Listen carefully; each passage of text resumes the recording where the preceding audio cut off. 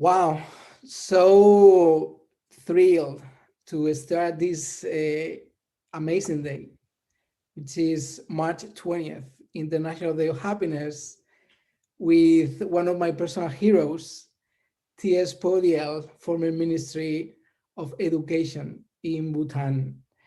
If there is somebody in the world that can really frame what the future of education might be and should be, is definitely S.POWDYEL. So thank you so much for joining and for opening this incredible day, March 20th, 2021, International Day of Happiness, and focusing on education. So welcome, and what is the future of education from your point of view? Thank you very much indeed, Dr. Gallardo. Today, the 20th of March, the International Day of Happiness. I would like to wish all of you participants in this important journey around the world much happiness. Happiness is the ultimate desire of all human beings across time and space.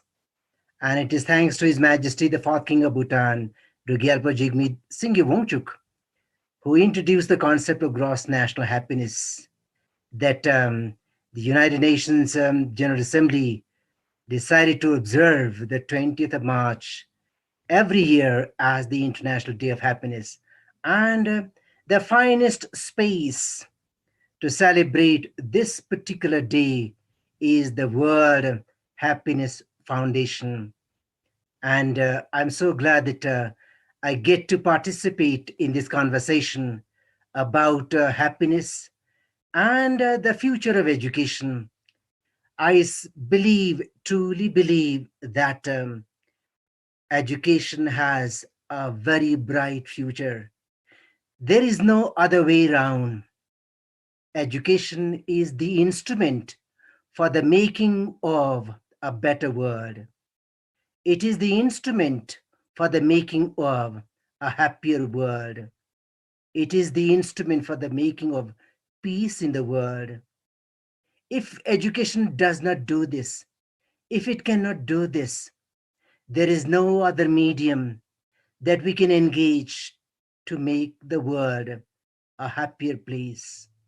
I believe education is truly the noble sector.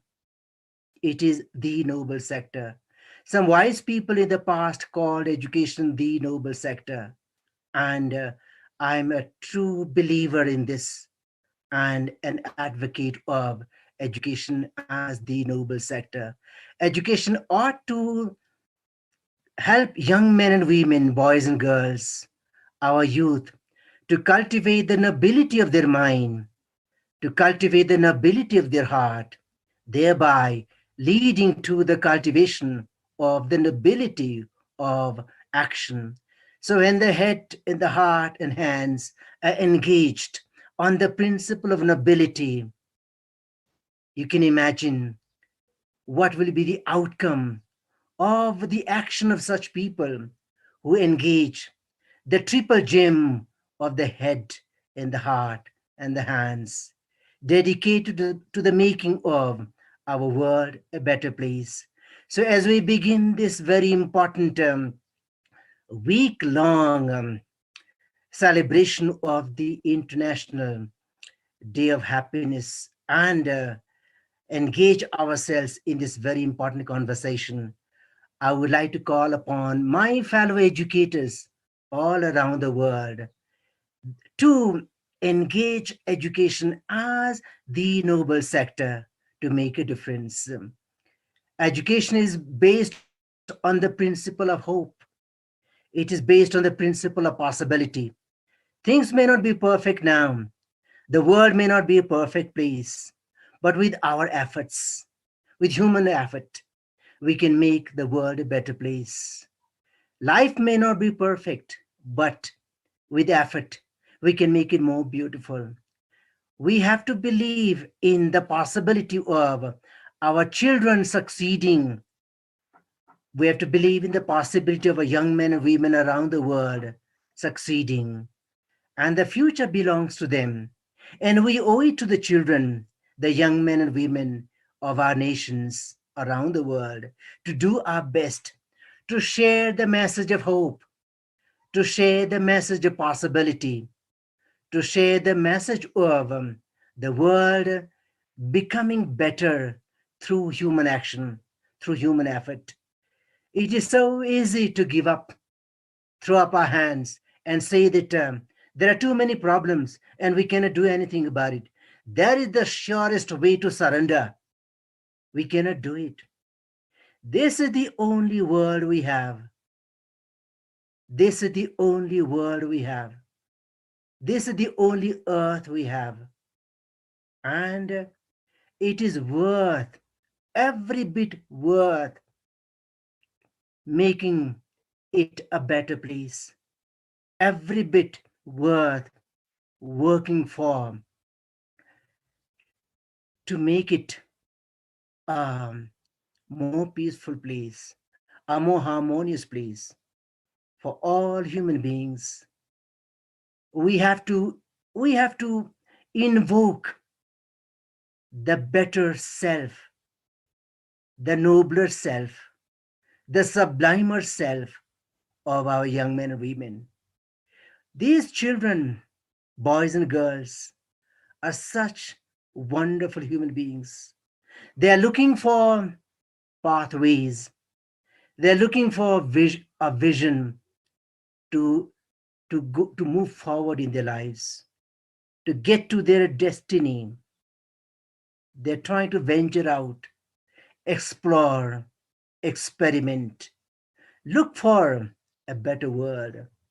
And we owe it to our young people, our children, our future, our societies, our nations, and the world at large to engage the great potential of education.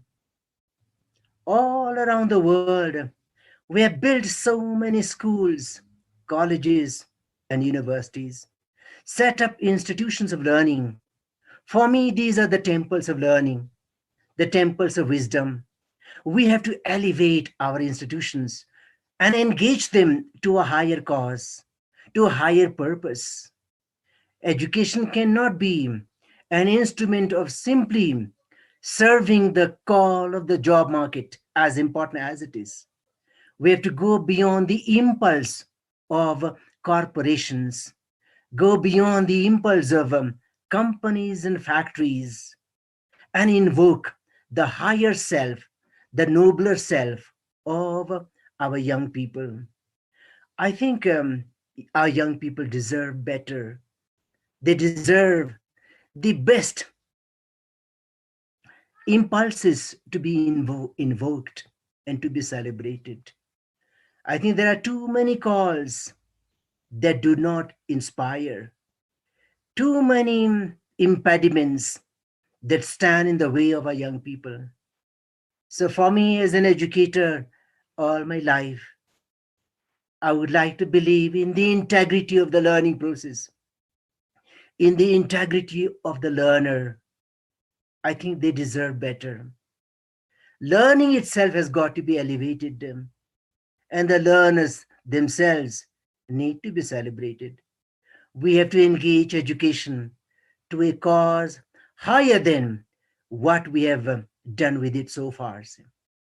We have to anchor education, the noble sector, to a cause nobler than what we have made it to be in the current scenarios. So for me, education truly is the most important instrument in the flourishing of the human person, in the flourishing of our societies, and in the flourishing of our world. The world can be and has to be a better place. And I cannot think of a better means, a nobler instrument to engage than education in this cause for the making of a more peaceful, more harmonious, and a happier world. This is my wish for education. Thank Thank you you. so much. As you know, the last 12 months have been very special for humanity everywhere in the world. With this pandemic, I think that many habits have been changed and challenged. And now we are going to be moving into new scenarios. So from your point of view, how can we embrace all this suffering that we've been having over the last 12 months in order to create new opportunities in the education system? I believe that um, we have to imagine education uh, to be able to operate in conventional as well as non-conventional settings. Over the past many centuries, since the advent of the education system, we have got used to believing that we must have a certain structure, a certain setting. We must have a certain arrangement called the curriculum, and employ a set of individuals called teachers to animate the curriculum and make the ideas inherent in the curriculum speak and bring those ideas to the children. This has been our conventional arrangement, and it has worked quite well. And the fact that many educators and parents around the world were quite restless during the pandemic is understandable, because there is a certain expectation that children must go to a uh, to um, to an environment, to a setting called the school, called the college or the university, and education happens only there. But the pandemic has also taught us that there are alternative ways of learning. I believe that even though our children couldn't go to school, I was I was deeply saddened to see the scene in New York where His Excellency, the Secretary General of the United Nations Organization, Antonio Guterres, was surveying a large classroom of empty chairs. 168 million children out of school. These many schools having been closed. This is a very sad scene, but we have to animate. We have to bring life back to these empty classrooms. We have to bring the children back to what we might call the normal uh, educational setting. But what I also feel is that we have to take into account the fact that so much of learning has also taken place during the pandemic. I see that our children were learning in an incredible amount of things at home. They were helping their parents. They were learning how to cook. They were learning how to draw, learning music, learning gardening, learning to do small businesses. They were being very creative. I think there has also been an unleashing of the creative spirit, the creative genius of our young people. So I believe that as important as the conventional setting is, we have to also explore non conventional, innovative settings where learning can still take place. Learning is about life. Learning is about celebrating the possibilities of life.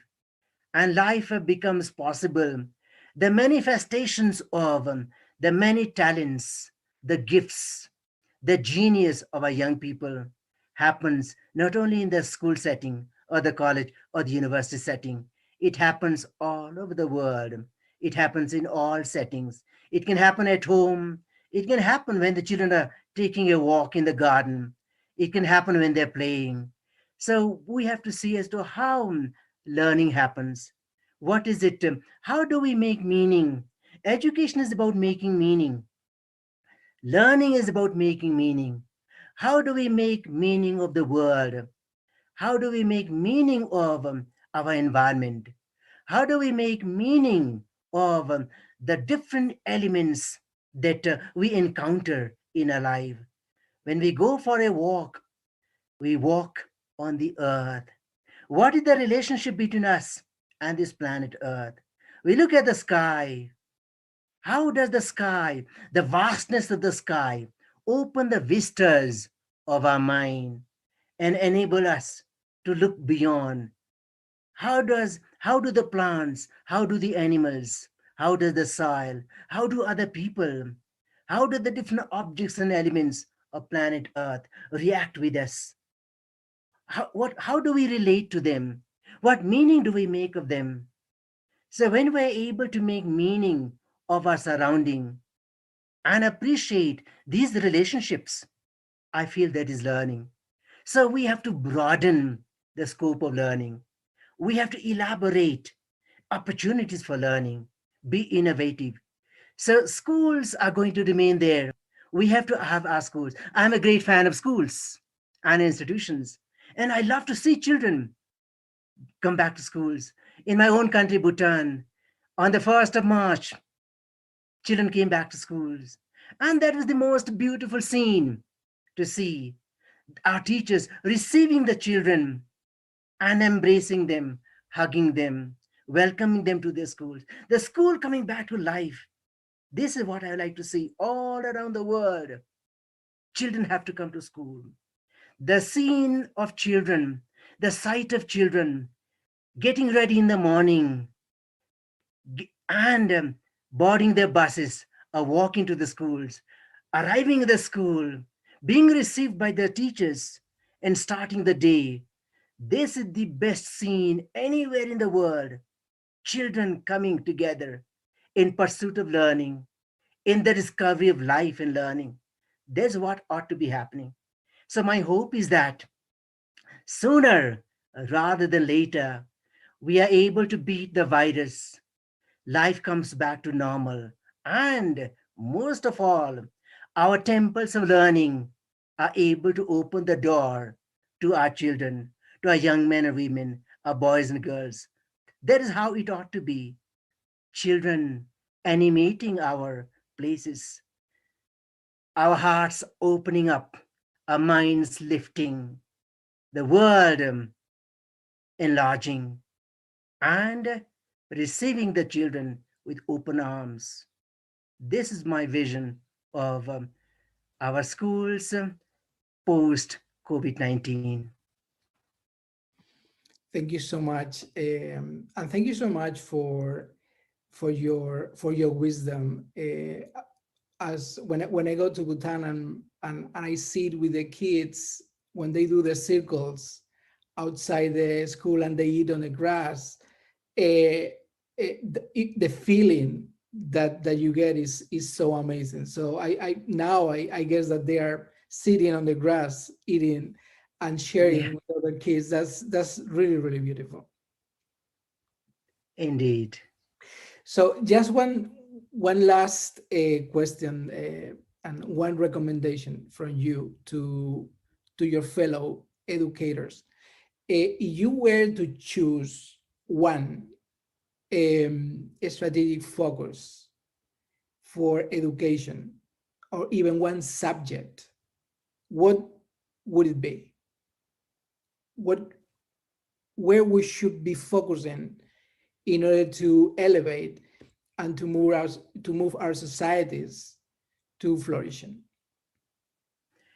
Thank you so much indeed. Of course, since the advent of the education system, we have got accustomed to packaging knowledge in a certain way and calling it physics or mathematics or biology or chemistry, language or literature, history or geography, now IT and music and sports and games and business and everything else. This is how we have packaged knowledge and given different names to knowledge. But life is so various. Life is so diverse. It is so beautiful. Today, people are talking about STEM education. And sometimes I feel that we are taking STEM maybe too far. And I believe that we must add one more A and make it STEAM, STEAM, referring to the humanities, the arts. Education is about sharpening brains and skills, but this is only one part. It addresses the head, but we are more than the head. We also have a heart. So I would like to believe that education has to combine the need to sharpen our brains and skills, but at the same time to build faith and character. So for me, it could be any combination of subjects or learning disciplines, but the goal ought to be to harmonize the analytical propensities of the head and the harmonizing gift of the heart. How does the head, in fact, cooperate with the heart? And how does the heart cooperate with the head?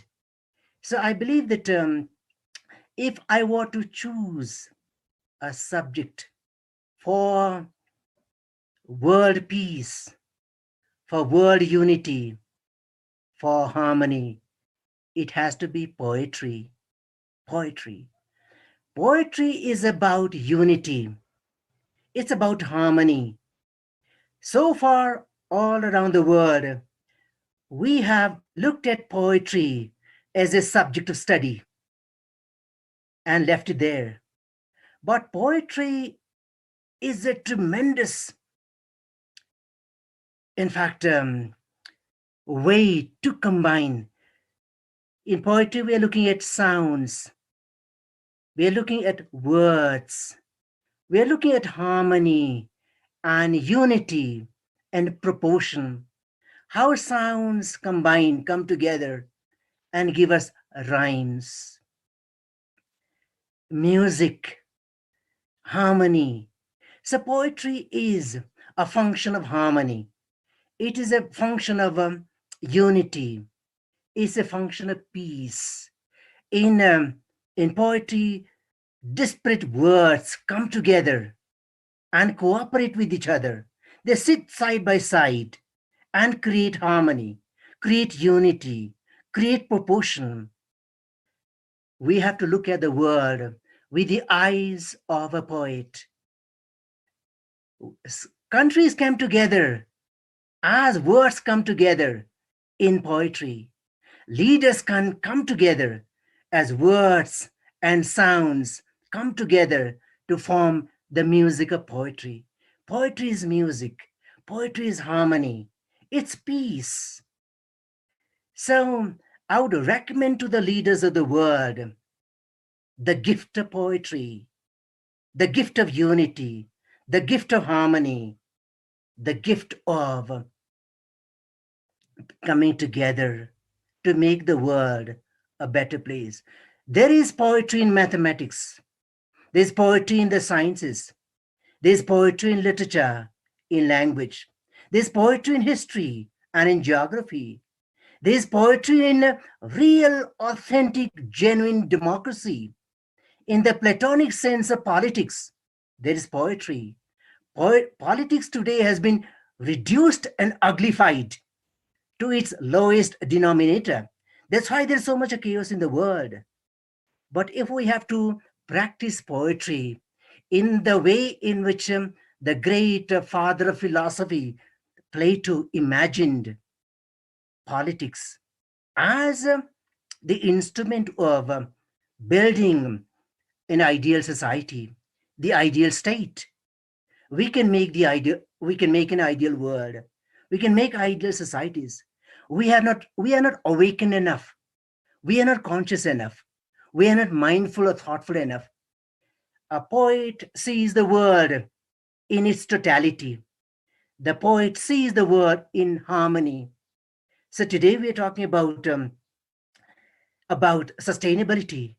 We're talking about global warming and climate change. We're talking about basically relationships.